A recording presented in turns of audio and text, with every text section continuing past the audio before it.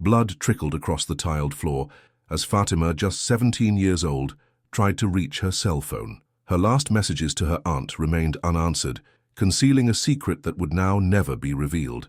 Test results that could have changed everything. In Sana'a, Yemen's capital, the marriage of teenage girls to older men is not the exception, but the rule. Behind the closed doors of traditional homes, hundreds of young women like Fatima live under the constant threat of being discarded when they fail to fulfill the only expectation that justifies their existence: bearing children. Fatima al-Hassan was born in 2007 in Al-Rawda, a small village near Sana'a. The daughter of Omar, a spice merchant, and Samira, a housewife, Fatima showed extraordinary intelligence from an early age. "I want to be a doctor and help women in our village," she would say at age 12, studying by candlelight when electricity failed. Her dream was abruptly interrupted when, at 14, her father announced during Ramadan that he had accepted a marriage proposal for her. Ahmed al-Rahman, a 52-year-old merchant, had offered a generous dowry that would save the family from financial hardship. "It is a blessing from Allah," said Omar, while Fatima felt the weight of a future she had not chosen. The wedding was set for July, just 3 months after their first meeting. Ahmed's house in Sana'a was impressive, a 3-story building in the traditional style, with colored stained glass and intricate plasterwork. For Fatima, accustomed to simplicity, the place seemed oppressively grand. There she met Khadija al-Rahman, Ahmed's mother, a 70-year-old woman with sharp eyes and sharper commands. "You're too thin," she commented, examining Fatima like an animal. "We need to fatten you up so you can give my son good children. Your first duty will be to give Ahmed the heir his first wife couldn't." It was the first time Fatima heard about Aisha, the deceased first wife. No one mentioned the cause of death, and Fatima didn't dare ask. On her wedding day, dressed in a traditional red thobe and adorned with heavy jewelry, Fatima felt as if she were being prepared for sacrifice. The Imam conducted the nikah, the Islamic marriage contract. When her turn came, Fatima's voice was merely a trembling whisper. "This is for your own good and for your family," her mother whispered, adjusting her veil. "With time, you'll learn to love him, as I learned to love your father." But Samira's eyes betrayed her words, revealing a sadness that Fatima had never noticed before. The transition from girl to wife was abrupt and disorienting. Her routine began before dawn with Fajr prayer. Afterward, she prepared breakfast for Ahmed, always following Khadija's meticulous instructions. In the first weeks, Ahmed demonstrated surprising patience. He brought small gifts and told stories of his business travels. "Someday, when you've given me strong sons, perhaps I'll take you to see these places," he would say, always linking any kindness to the expectation of children. Fatima tried to meet expectations. She followed all the traditional guidelines to increase fertility, eating dates and honey, drinking special teas, praying for the blessing of children. But month after month, her menstrual cycle arrived with merciless regularity. It was Layla, a young servant, who became her only confidant. "Aisha was kind to me," she whispered, "but she was always sad." Sheikh Ahmed blamed her for not having children. In her final years, she barely left her room. "How did she die?" Fatima asked. "They said it was fever, very sudden, but there were rumors. They say she took something, that she couldn't bear the pressure, the shame anymore." The 6th month of marriage marked a perceptible change. Ahmed's initial patience was exhausted, and the mask of kindness began to slip.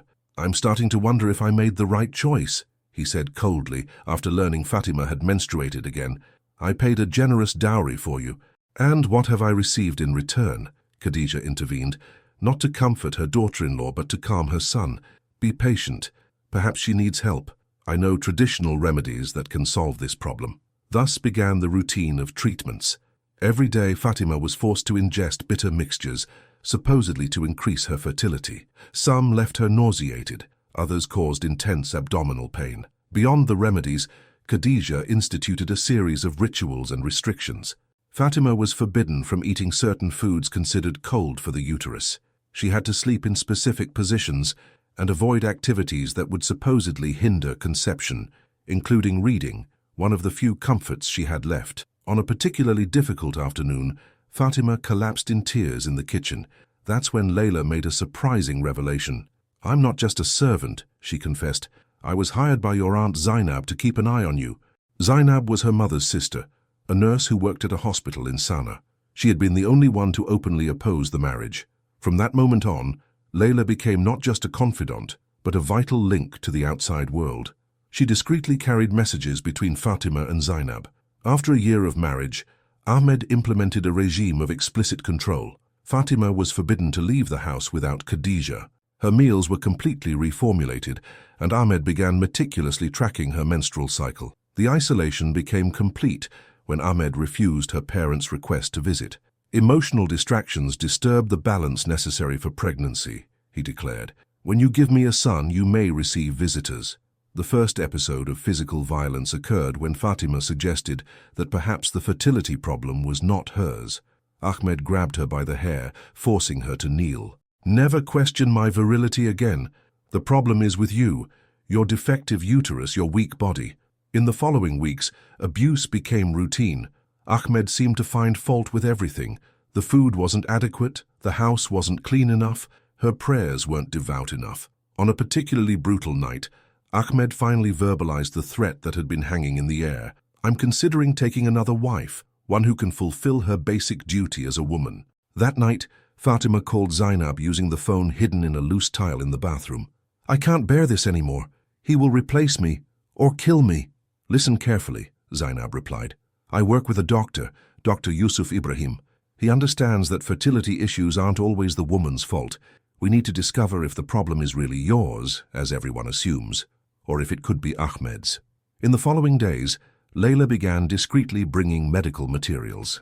At night, Fatima studied by the faint light of a flashlight under the covers, learning that approximately 40% of infertility cases were caused by male factors. When Ahmed announced another business trip, Fatima saw her opportunity. 3 days after his departure, with help from Layla and Zainab, she managed to go to the hospital for tests, using the purchase of special herbs at the market as an excuse. Dr. Yusuf turned out to be a young man with gentle eyes and respectful manners. After blood collection and an ultrasound examination, he informed her, "Preliminarily, I see nothing abnormal in your pelvic structure. Your ovaries appear healthy, and your uterus has normal size and shape." A week later, during a second hospital visit, after a convenient accident resulting in a small cut on her forehead, Dr. Yusuf confirmed, "There's nothing wrong with your reproductive system, Fatima. If there's a fertility problem, the most likely cause is with your husband." "He would never accept this," Fatima whispered. "If you could somehow gain access to his medical records, we might find useful information," the doctor suggested. Taking advantage of Khadija's absence while visiting a cemetery, Fatima accessed Ahmed's locked office. In the third drawer, she found an envelope from a clinic in Dubai with results from a fertility test conducted 3 years earlier. The technical words were difficult to understand, but some phrases jumped out. Sperm count significantly below normal, reduced motility, low viability. The doctor's conclusion, severe oligozoospermia, consistent with male infertility. Ahmed knew. All this time, all the accusations, all the abuse, he knew the problem was his, not hers. Months later, Fatima made another shocking discovery. She saw a message on Ahmed's phone from a Dubai clinic, informing him that the latest experimental treatment had failed and suggesting donor options. While publicly blaming her, Ahmed was secretly seeking treatment for his own condition. The hypocrisy was almost incomprehensible. During dinner, Khadija casually mentioned preparations for a new marriage. Ahmed was planning to marry Ibrahim al-Qasimi's daughter, a girl of just 13. When Ahmed returned from his latest trip to Dubai, he was unrecognizable, haggard, aged, with deep circles under his eyes. During dinner, when Khadija mentioned the formal proposal to the al-Qasimi family, he exploded, "There will be no marriage. There will be no proposal." Fatima understood that something had fundamentally changed. That night she made an unthinkable decision, to confront Ahmed directly. She found him in his office, drinking whiskey, a violation of Islamic prohibitions. "You've discovered you're sterile, haven't you?" she said with a surprisingly firm voice. "Completely sterile. No possibility of treatment." Ahmed's face went through a sequence of emotions: shock, confusion, fear, and finally, fury. He advanced to strike her, but Fatima remained motionless. "Hit me if you want. It won't change the truth. You are sterile, Ahmed. You cannot have children. Not with me. Not with the al-Qasimi girl. Not with anyone." "How did you find out?" he asked, his voice almost unrecognizable. "The point is that I know, and others know too. The Al-Qasimi family has been informed about your condition. Ahmed turned completely pale. His status in the community, his reputation, everything depended on the secret he had so carefully guarded. You wouldn't do this, he said, almost pleading. You would destroy my honor, my position. As you destroyed mine, as you would have destroyed the life of that 13-year-old girl. Leave my office, he finally said, his voice laden with threat. Some truths are more dangerous than lies. Layla returned to the house breathless, her hijab disheveled from her desperate run through the narrow streets of Sana'a. The sun was beginning to set, casting long shadows through the ornate windows of Ahmed's mansion. She found Fatima in the kitchen, preparing tea with trembling hands. He's coming back, Layla whispered, her eyes wide with terror. And he's furious like I've never seen before. Fatima set down the kettle, the metal tinkling against the stove. What happened? He went to the hospital looking for Dr. Yusuf, Layla explained, the words rushing out. He was shouting, demanding to see the tests. When the doctor refused, he tried to force his way into the office. Security had to escort him out. Layla gripped Fatima's arm tightly. And Fatima, he has a gun. I saw it when he returned to the car. A small black pistol. A chill ran through Fatima. She had anticipated anger, violence perhaps, but a gun meant Ahmed had crossed beyond any limit of rationality. It meant he saw her not just as a disobedient wife, but as a threat that needed to be eliminated. We need to leave now, Layla insisted. My brother is waiting at the corner with a car. We can take you to Zainab's house before... The crash of the front door interrupted her. Heavy footsteps crossed the entrance hall, each one faster than the last. Fatima pushed Layla toward the back door. Go, she ordered. Get help. I can't leave you. Go. Fatima's voice was firm, surprisingly calm. If we stay together, he'll kill us both. Before Layla could protest again, Ahmed burst into the kitchen. The man who entered barely resembled the controlled, calculating husband Fatima knew. His face was contorted in a mask of fury, eyes bloodshot with rage and alcohol. In his right hand, exactly as Layla had warned, was a small gleaming pistol. You, he growled, pointing the gun at Fatima. You destroyed everything. The kitchen, normally a spacious area, seemed to have shrunk with his presence. The aroma of cardamom and cinnamon that hung in the air cruelly contrasted with the imminent violence. Sheikh Ahmed, Layla courageously positioned herself between them, arms extended in supplication.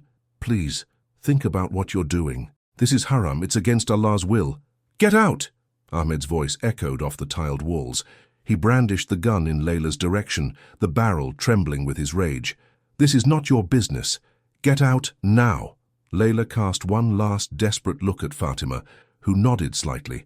With tears streaming down her face, the young servant ran to the back door, disappearing into the growing dusk of the garden.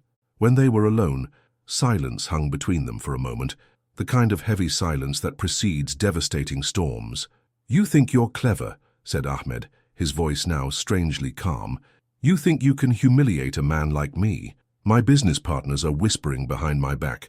The Al-Qasimi family cancelled the marriage. The sheikh at the mosque wouldn't look me in the eyes today. He stepped forward, the gun still pointed at Fatima's chest. 3 generations, he continued. 3 generations of my family built our name in this city. Respect, influence, and you. His voice failed with renewed anger.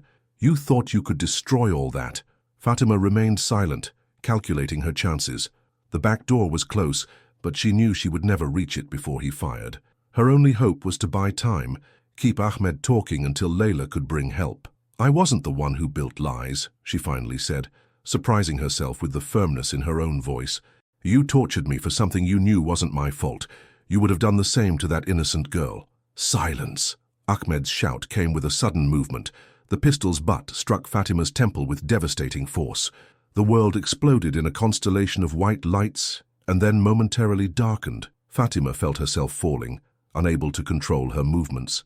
The impact against the tiled floor was secondary to the searing pain radiating from her head. A hot, viscous liquid, her own blood began to trickle down the side of her face. Through her blurred vision, she saw Ahmed standing over her, the gun now pointed directly at her head. His finger caressed the trigger, hesitating. It would be so easy to end you now, he hissed. 1 shot, and it would all be over. Fatima closed her eyes, preparing for the bullet's impact. A strange calm enveloped her. It would be at least a quick end to her 3 years of suffering. But the shot didn't come. Instead, she heard the dull thud of the gun being lowered. "No," Ahmed muttered, almost to himself. "That would be too quick. You don't deserve a quick death." What followed was brutality that surpassed everything Fatima had endured in the years of her marriage. Ahmed grabbed her by the hair, his fingers intertwining with the black braids Fatima had carefully done that morning. With brutal force, he dragged her down the corridor toward their bedroom. Every few meters, he deliberately smashed her head against the wall. The intricate plaster decorations, which Fatima had once admired for their beauty, now cut into her skin, leaving small trails of blood on the white walls.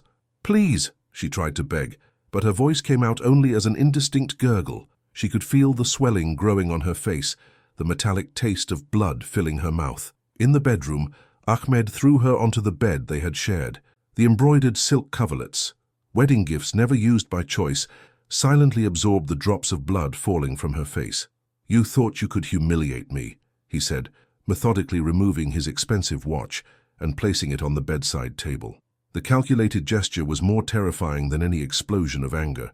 "You thought I would accept being seen as less than a man." The violence that followed was systematic, almost clinical. Ahmed alternated between punches, kicks, and partial strangulation, tightening Fatima's neck until her eyes began to close, then releasing just before she completely lost consciousness, ensuring she felt every moment of pain. During a brief pause, while Fatima desperately gasped for air, Ahmed leaned in, his face inches from hers. A cold smile crossed his lips. "Just like Aisha," he murmured, his tone almost confidential. "She also thought she could defy me with the truth." Even through her overwhelming pain, Fatima felt a chill of understanding. "You killed her," she managed to say through swollen, bleeding lips. Ahmed leaned back, an almost nostalgic expression on his face. "She killed herself," he answered with a cruel smile. Officially so depressed about not being able to give her husband children, no one questioned it. A new horror was revealed.